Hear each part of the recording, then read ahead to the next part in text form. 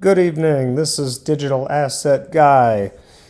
Please bear with me tonight as I don't have much of a voice. My terrible fall allergies are getting worse and I keep losing my voice, but I made a commitment to do an evening news video every weeknight, and I'm going to power on through it because you people need your crypto news, and I'm the Digital Asset Guy. So here we go. As you can see, we're seeing a lot more red, and Bitcoin is now at 90,000 right as I start this video, all the way down to 90. Ethereum is now under 3,000 a coin. Tether at about $1, but looks like we're seeing some movement with Tether. Is it slightly under $1? XRP 212. You know, it's so funny. This is the first time in my crypto career where I actually kind of sold the top and made like a tremendous move up there at the top. You know, I have some of my crypto, most of it is in a retirement account, which I'm going to talk about on the channel at some point. And then I also have, crypto outside of that I just hold, or I hold it with a custodian, but it's not in a retirement. But right now I'm having this feeling like I took the money and ran. And as I see these things coming down for the first time, I'm not, disappointed or sad or mad or anything. It's fun because I got out at the top and these prices just look better and better to me to start wading back in. I think we've got more pain, more down to go. But when you learn to ride the waves and not get knocked down by them, it's a lot more fun. And that comes with experience.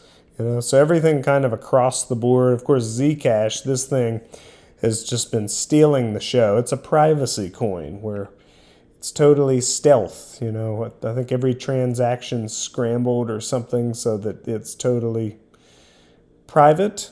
And it went from, you could have bought it down here at $41 back in September of this year. In a couple months, it's went from $40 to like $700. Amazing. The Digital Asset Guy actually mined some Zcash back in the day on the the miner that I used to mine Ethereum. Anyway, we've got $13 Chainlink. Stellar, you can get more than 4 coins for $1. That's pretty good price. Stellar went up to about 50 cents this year, but it's been as high as $1. Let's look at it on the all-time high chart, or on the all-time chart. So yeah, we were up about almost to 50 cents. Actually, back here we were 53 cents, but in past bull runs it's been over $1. These don't actually say that, but there were prices recorded over $1 years ago. I believe we'll go past that at some point, but not right now. H-bar getting down under 15 cents. I made a large entry into H-bar around 8 cents. And looks like we're coming back down there. On the year, though, we did really great. I mean, I remember it going from under 10 cents to almost 40-some cents, almost 40 cents. So like a 4X, still not bad. And let's see. Ethereum Classic below $15. Let's see how VeChain's doing down here. VeChain holding up pretty strong, actually. If I see VeChain under a penny, like it was back when I bought my first at like half a penny, and then we rocketed up to 30 cents. That was one of my best investments ever. Again, I do not give financial or investment advice. I just simply teach about crypto and give my own personal thoughts, opinions, beliefs, philosophies. All right, let's get into the news. Here is Tom Lee talking bullish while everybody's freaking out. Listen to this. Tom Lee's the head of Fundstrat. And the rumor is Fundstrat's the largest holder of Ethereum. I think they claim to own 5% of the Ethereum circulating supply, or something. Don't quote me on that. Here is Mr. Tom Lee talking about crypto bear market or buying opportunity. And if this will load, we can talk about that. Maybe we'll try this one. A good store of value. Ethereum, on the other hand, is because it's a smart contract platform, is really the rails where I think a lot of things are going to be built. And one of the big breakouts this year has been stable coins, but it's also been things like prediction markets, and now talk about tokenizing more than just dollars, but equities and real estate and alternative assets and other assets. And a lot of that will be built on Ethereum or layer 2. So I think from a perspective of what the ecosystem looks like, Ethereum is a place where there's a lot of activity taking place, and you can measure it by transaction volumes or transactions per second, or even value locked on the chain. And these are all rising. So to us, I think it's a story that still is in the earliest stages, and one of the reasons we consider it a super site. I think it. All right, so he mentioned prediction markets. Take a listen to this. I'm going to ask ChatGPT something. What blockchain is Polymarket built upon? Polymarket is indeed built on the Ethereum blockchain. It leverages Ethereum's smart contracts to create decentralized prediction markets, allowing users to bet on outcomes of various events. All right, and I don't know I don't know how many people are into Polymarket, but if you look on the predictions of like the last presidential election, the Fed cutting rates, anything you can think of, it is pretty accurate. And I think Blockchain Backer even said Polymarket, don't quote me on this, but it gave like the percentages of the Russell 2000, whether it was going to break out or just make a new all-time high and come back down. Might have been ChatGPT, but anyway, Polymarket, that's a new kind of exciting, kind of almost pop culture thing right now. So it's built upon Ethereum. I wanted to show you back in one of my in-person classes I was actually giving to children. We're talking about smart contracts and Ethereum and how smart contracts are going to work. A lot of people don't know what smart contracts really are, but basically they're built upon a blockchain. And this picture I was explaining, I was explaining it to them using a vending machine as an example. So what are the terms and conditions? You put in, I don't even know how much vending machines cost, probably like $5 or something to get a bottle of Coke, but you put in the $5 bill or whatever, maybe a $10 bill with inflation. What happens if the terms and conditions are not met? Like if you don't put in enough money, the soda, I'm from Pittsburgh, a lot of people call it pop, originally from Pittsburgh.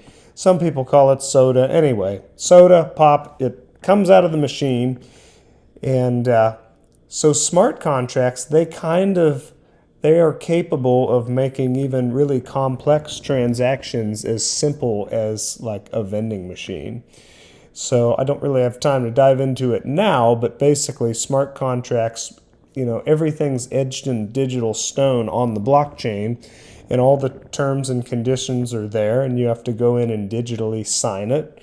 And I think it's going to really disrupt a lot of things. Lawyers, maybe even realtors like myself, because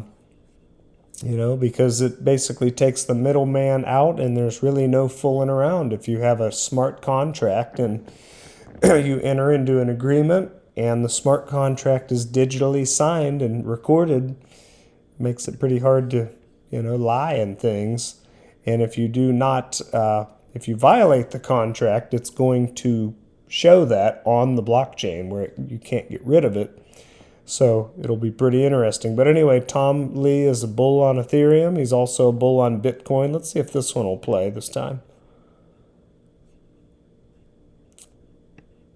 The good news is there are signs of exhaustion. I did speak with Tom DeMark of DeMark Analytics, and he thinks there are signs that would look like a bottom that could be occurring sometime this week.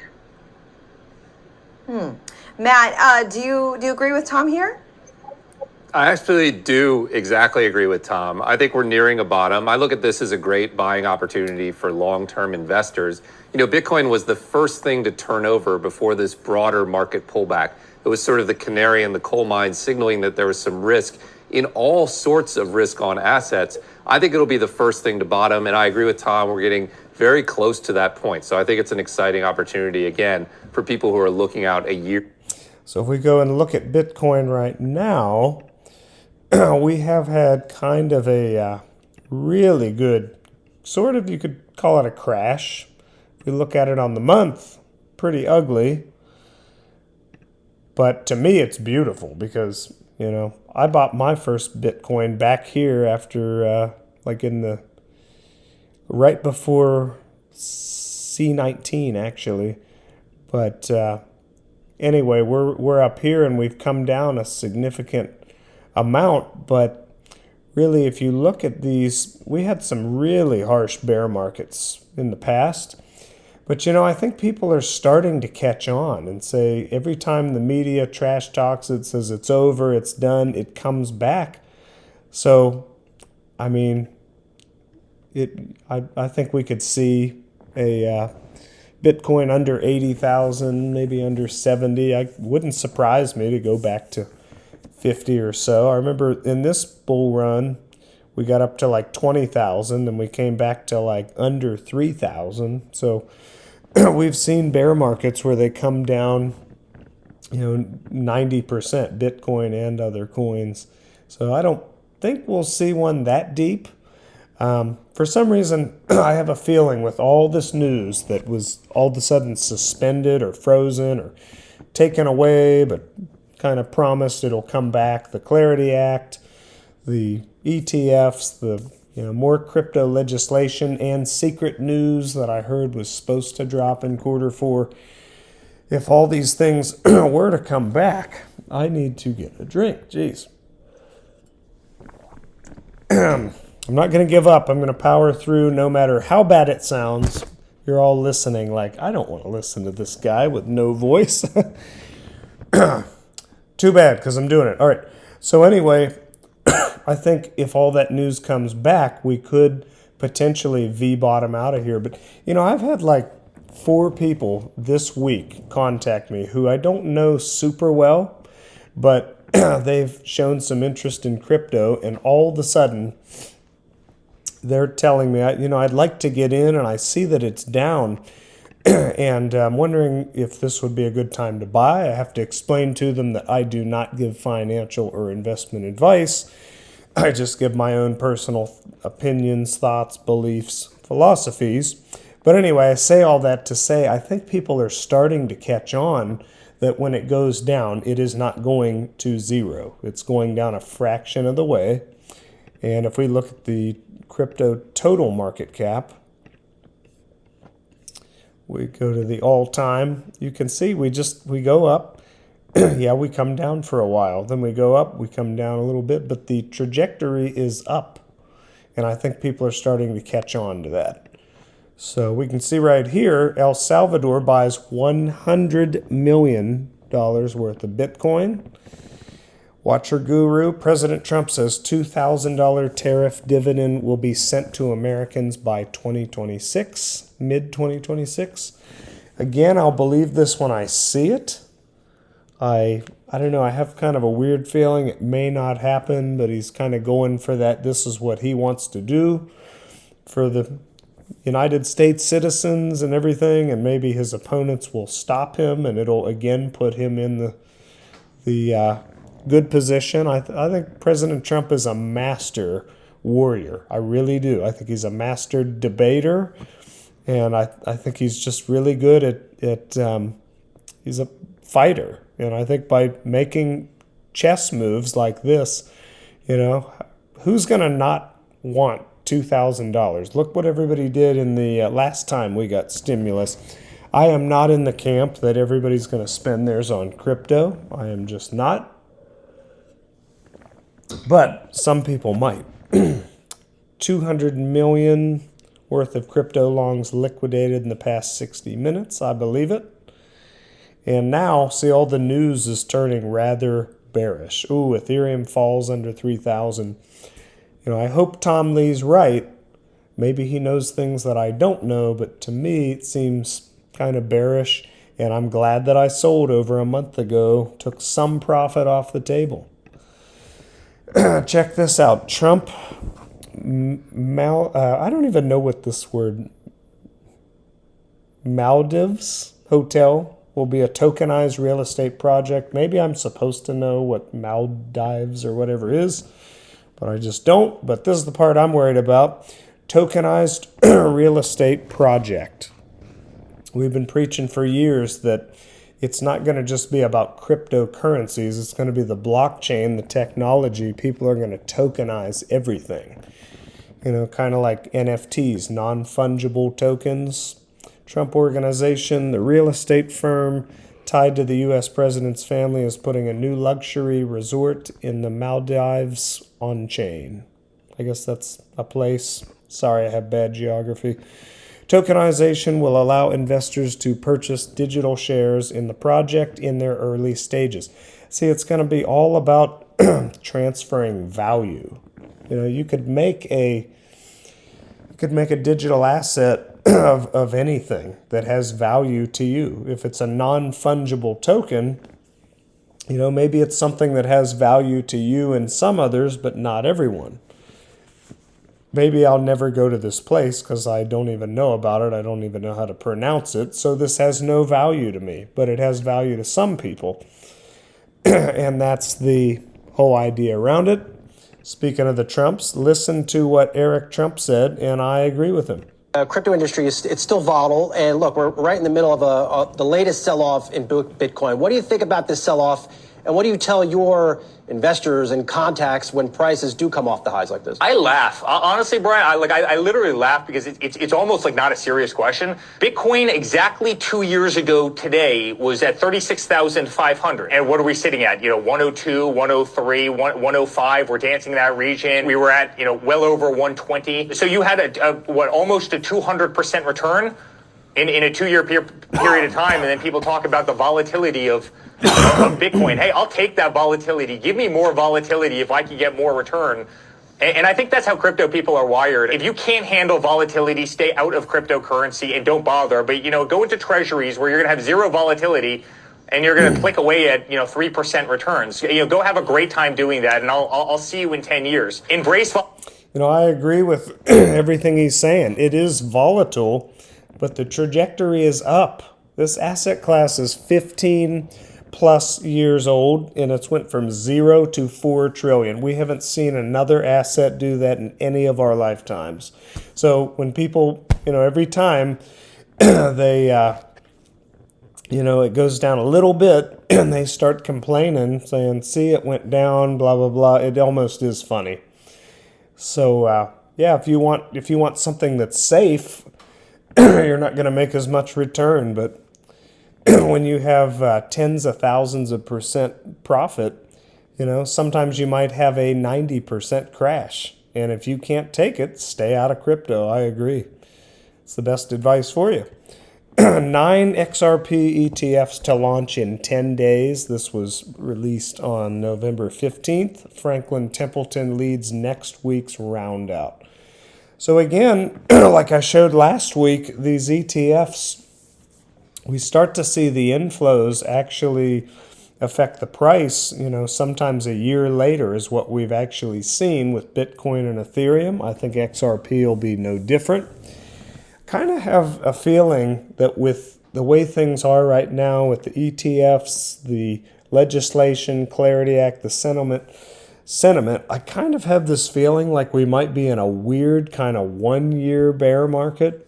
And then all of a sudden we almost maybe continue this bull run, or maybe it seems like a new cycle. But for some reason, I'm just getting the vibe we may have like a 1 year bear market, not one that's almost a 3 year. And then we kind of go at the end to make that 4 year cycle. I have a feeling that's kind of a thing of the past, and it will be different. So XRP enters landmark adoption phase with 7 ETFs launching by November 26, drawing major institutions. ETF launches roll out in waves. Analysts expect new interest, rising liquidity, and a tight 230 to 260 XRP range. Well, we're not really anywhere near that right now because we're at 211, 212. Still holding pretty solid. I see the alts starting to really kind of come down, catching up with Bitcoin. I'm actually impressed at how well they're holding up. 212 XRP, that's high to me. Yeah, I bought most of my XRP at 18 cents back here, like right down here, 17. See how I know exactly where these prices are? I found that in like instantly because I remember it. These charts are burned into my memory. Like I just remember. And then over here, most of it was 30, 40, 50 cents. And then all of a sudden, bye-bye, see you later. I think we may get down here. I see us coming. You know, I don't know. I'm no blockchain backer, but I think I just have a feeling XRP is going to get under $1.50 unless we have all the news return and we V-bottom out of here. But I'm just saying, these ETFs, it's all great news. I'm wildly bullish on the future. I know what XRP is, what it can do. It's the fastest way to send value on this earth. That's what I know from experience. And if you're someone who has never sent an XRP and witnessed how fast it actually goes, maybe you need to do that. I can help you do it. Just contact me, comment below. But that really plays a large role in kind of, understanding how this stuff all works. So this is Coinpedia. This is another good news site for crypto, but you want to be careful. There is a lot of fake news, I will say, and a lot of kind of hyping things up or over dramatizing them. So I think I better let you go since I'm actually losing my voice here. But thanks for joining me tonight. Here I'll leave you with a couple pictures of me in action, some action shots of the digital asset guy. Oh, real quick, somehow ChatGPT, I didn't even ask her. She just started telling me about the digital asset guy, and I thought it was kind of cool. I'm going to leave you with this. I'm going to ask her again for you. Good evening, ChatGPT lady. Who is the digital asset guy and what does he do? Good evening. The Digital Asset Guy is essentially a crypto educator and content creator who focuses on blockchain technology, cryptocurrency markets, and investment strategies. He often breaks down complex topics into easy to understand videos and articles, helping both beginners and experienced crypto enthusiasts navigate the space. If you're curious about anything more specific, just let me know. Thank you very much. You're very welcome. So anyway, I just thought that was kind of neat that she said that about me. Really the reason that I started this Facebook group was kind of out of sheer loneliness, to be honest. It's been such a lonely journey that I just decided, I'd like to teach others about what I've done, try to help them as well. Here's a picture of me showing one of the days that I got hacked when I was mining Ethereum back in the day. That seemed like the worst day of my entire life. Guess what? Turns out to be the best thing that ever happened to me, because if that would not have happened, I would have never gotten educated on cold storage and crypto custody. You've either got to do cold storage where your crypto's offline, or you got to pay somebody to hold your crypto for you, like I Trust Capital, who I'm going to talk more about soon. And we will see you on that next video. Thank you for bearing with me with the digital asset guy with no voice. Hopefully it comes back soon. To all, a good night. Bye.